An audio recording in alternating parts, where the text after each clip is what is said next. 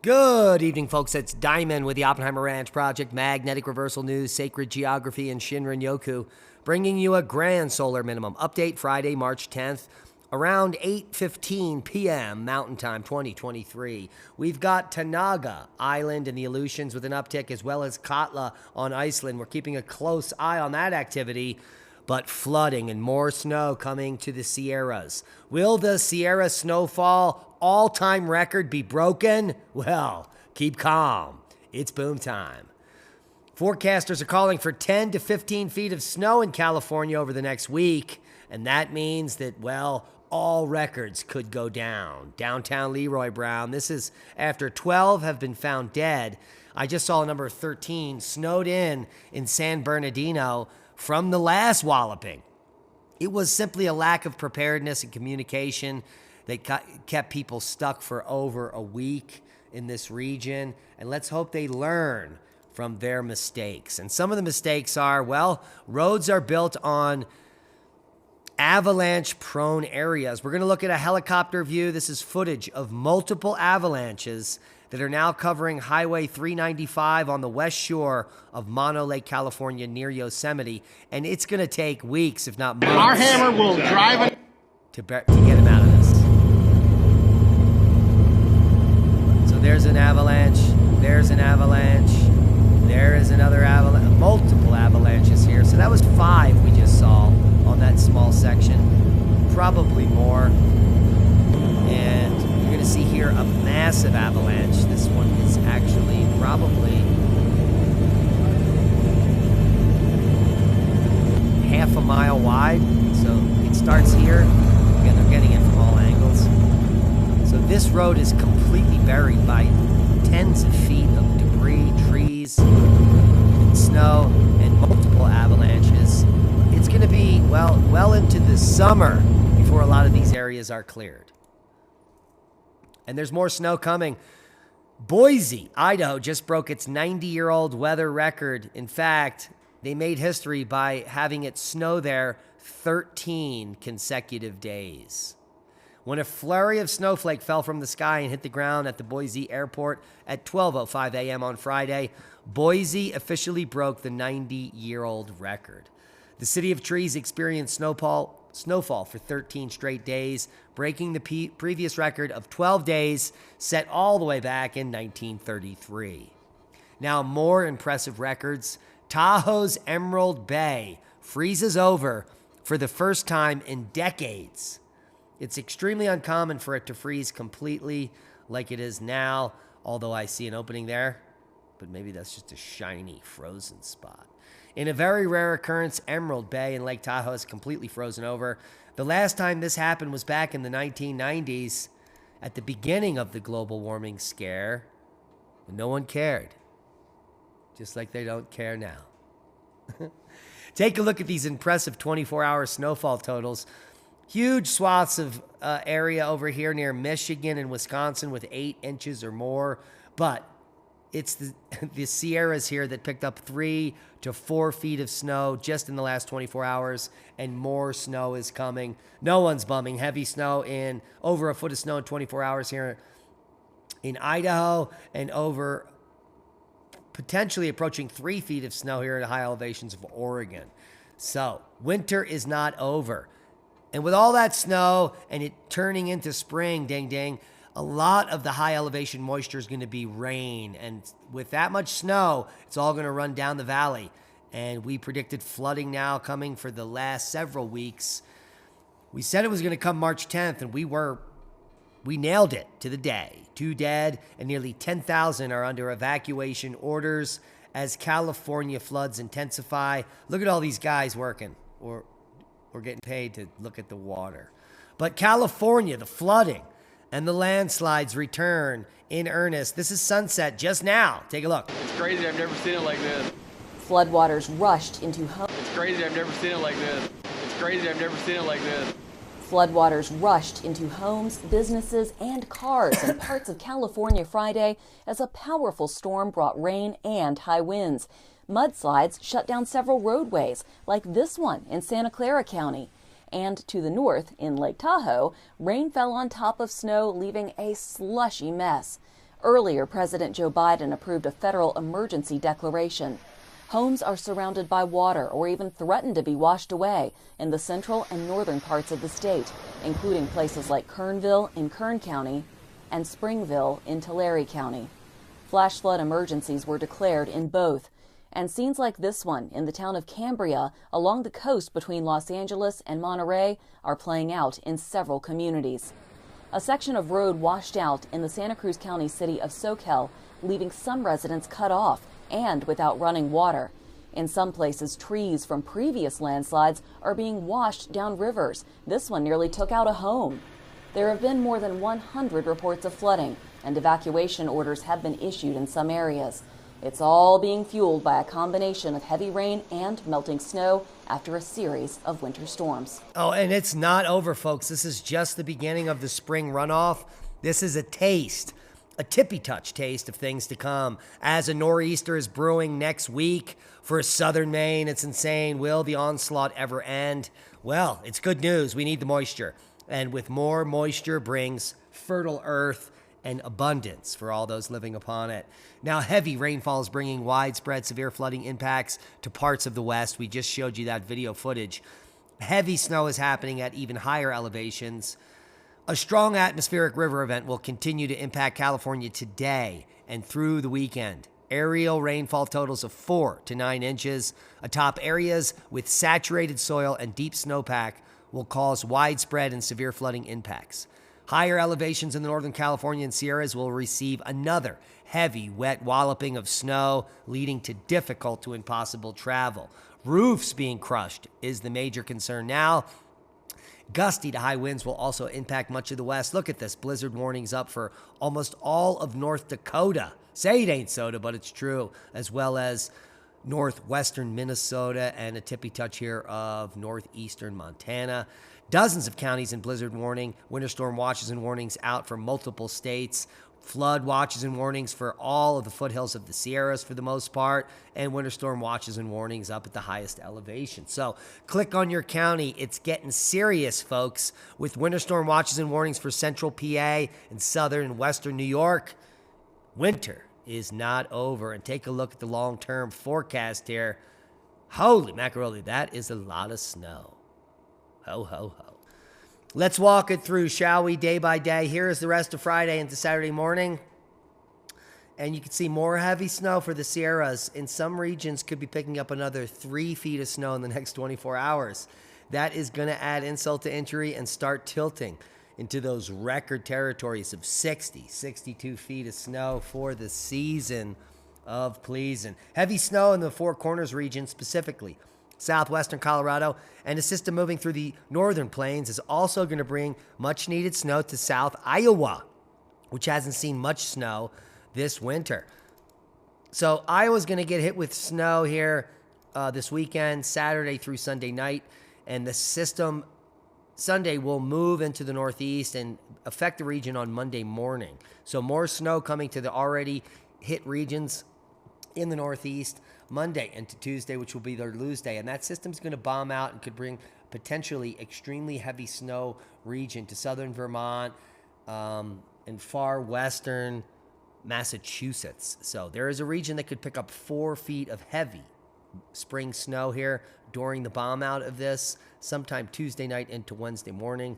And then more systems are forecast to continue across the U.S., specifically hitting Iowa there, and then another one in the northern plains through the end of March. So this system is quite active still in the west, even though the triple dip La Nina looks like it's ending. None of the moisture or the atmospheric rivers are ending anytime soon, and that's a boom. Shut up, Al! He's butthurt. Seismic update. Some interesting quakes in the U.S. today. Hey, how about this one outside my back door? 4.3 in Segundo, Colorado. I didn't feel it. Another rocker in Colorado closer to me in Rico at 3.6. Didn't feel that one either. So, both of them surface quakes, but worldwide, no other quakes of note in particular. We do have some activity here in the Blot Echo region up in Colombia and in Peru. So there could be some activity here in South America over the coming 24 hours. Hours of powers, but no space weather to kick that off. In fact, the sun has gone dead at solar max. Now, did you know in 2011, a magnitude 9.0 earthquake shifted the planet's axis and shortened Earth's days? Well, it gets even crazier. Now, what we're talking about is the March 11th magnitude 9 earthquake that struck off the east coast of Japan. It actually shifted the Earth's axis and shortened days on Earth. The quake, the most powerful on recorded history to hit the country, shifted the planet's axis by about 17 centimeters. That's 6.5 inches. So earthquakes of this magnitude might be big enough to shift the planet's axis by longer distances and may explain pole shifts. But we'll get to that in a different podcast. And it may have even moved the main island of Japan by 2.4 meters or 8 feet. Like other similarly large earthquakes, it also changed the rotation speed of Earth by quite a few milliseconds. Now, in fact, in all, the earthquake sped up the rotation of Earth by 1.8 microseconds, which is 1.8 millionth of a second. Clearly, you and I can't feel that, but did you know, by looking at ancient corals, scientists figured out that the Earth used to spin a lot faster. In fact, 440 million years ago to 420 million years ago, this is during the Silurian, a time that I studied in graduate school. This is my unit, in fact, the Silurian, that they discovered that corals put down a fine layer of calcium as it grows. And since corals grow more in the dry season and the wet season, you can count the lines of calcium carbonate deposits in each season and calculate how many days it takes place in a year. Now, back in the Silurian, if you use this method, you can figure out that the Earth had 420 days in a year. Yeah, 420. So the Silurian was quite a time to be alive, because it's always 420 somewhere. That's a lot faster. That's 55 days faster than now, for goodness sakes. Seismic update. Here we are, worldwide volcano news update. We're here looking at the Tanaga uptick, so we have Tanaga to worry about on the Aleutians. Not really. It doesn't explode that big. So this will be more of a spectacle than anything that's earth-shattering. We do have some amazing activity coming from White Island in New Zealand, which injured lots of tourists a few years back. Significant amounts of gas and steam and a large plume are visible from the mainland. Similar event burned the flesh off of many people visiting the island years back. Now, the volcano of concern here is Katla, where we had an initial quite vigorous seismic swarm getting up to 3.4 yesterday. We have another one that's beginning now that's more spread out here, which could be indicative of magma moving up in the mid-ocean ridgeline here that moves through this region, the fissure. And it could be supplying more magma to the actual edifice itself. So what we would see is another seismic swarm happening at a similar periodicity and then building through time before the boom. So we'll keep a close eye on Katla, because this one will change the climate on Earth, or has the possibility to. Who knew? Well, in case you didn't know, 3 years ago, we reported on the historic eruption that was happening on the Reykjanes Peninsula. And back in antiquity, reported on the historical information that when the Reykjanes Peninsula erupts, another large, significant volcano on Iceland also erupts within the next few years. And this could be the one we're looking for. So stay tuned for more boom. Here is the seismicity at depth that we're seeing at Katla. So there was a few earthquakes back on March 4th, building ever more on the 6th here, and then a definite swarm underneath of the volcano happening here on the 8th. Some of that larger activity happening on the 9th, and then here we have another swarm kicking off just moments ago. So the activity is increasing and pervasive, and means that, well, lava is being emplaced right below that volcano. So we're waiting for the boom.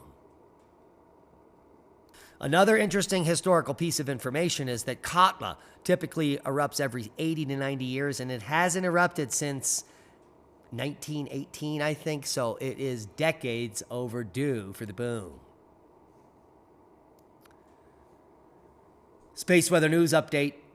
Solar Ham needs your help to remain online. So if you use this as a resource, please click here to get them to their goal. Just donate $1, $10, whatever you got. If you use it daily, think of it as a penny a day, like I do. Now, solar activity has been dead for 3 days running and is still well below the M flare threshold for 36 hours at solar max. This is indicative of a very weak cycle, and the solar indices continue to drop as we are supposed to be in a very active sun with flaring. And we're staring into a bunch of pinpricks it's not doing much, folks. The coronal holes are not impressive either. This is definitely not going to force any space weather at Earth. So we're waiting for either a plasma filament to erupt or a coronal mass ejection. There are a few filaments that are on the disk that potentially could erupt off of the surface as a prominence eruption, but nothing is pressing. And all is quiet on the sun. But in the past, that's not always been the case. In fact, this article coming out from Insider shows 13 times solar storms cause freak events on Earth, from detonating mines to crashing financial markets. So the sun is quite impressive, but like I've alluded to in previous podcasts, we're about to put a podcast up on magnetic reversal news to kind of quell the fears of a large solar flare taking out the grid. In fact, the data that is coming out in the last few months suggests that it would take a very significant solar storm to take out the grid, and that's good news. But the sun has certainly created some conundrums in the past. In fact, the most recent one is that SpaceX lost 40 satellites due to solar flares and poor planning. And ghostly single events also have shorted out a pacemaker. A friend of mine even died when his pacemaker shorted out due to KP8. We've also seen people in the community have strokes during KP8 or higher. And plane suddenly dropped hundreds of feet in 2008 that may have been caused by a solar flare. Now, the sun may have cast 4,096 extra votes in a local election in Belgium. Say that 5 times fast. But remember, elections are safe unless the sun is involved. And the sun may have helped Mario beat the game. Can you believe that? Scientists suspect a solar storm blew up mines during the Vietnam War and more. A solar storm could have interfered with the SOS signal from the Titanic as it sunk, hindering rescue efforts. And the biggest solar storm on record happened in 1859 that we know of, called the Carrington event. And it set telegram papers on fire. Hello! That same year as the Quebec blackout in 89, another flare knocked out the financial markets in Toronto. And in 2005, an X-class solar flare burnt up GPS signals. So, the sun is capable of a bad day. And if it's a big solar outburst, it could be a bad year. Now, we pulled up this paper because a lot of people ask us, what is the temperature going to be like in my region? And we really don't have the answers, but we do have paleoclimatological records and historical mock-ups from other scientists that have published peer-reviewed papers that have stood the test of time. This one from 2001 has been shared tens of thousands of times in our community. You just don't know about the paper, but you do know about the graphic. And the graphic is a paleoclimatic reconstruction of the Maunder minimum. So we'll leave you links to everything below the video. And we have a very special announcement coming up in just a few moments. So let's first take a look at the paleogeographic reconstruction, the paleoclimatic reconstruction of the Maunder minimum. And what it basically is a temperature anomaly map showing you where the temperatures were either higher or lower during this time period.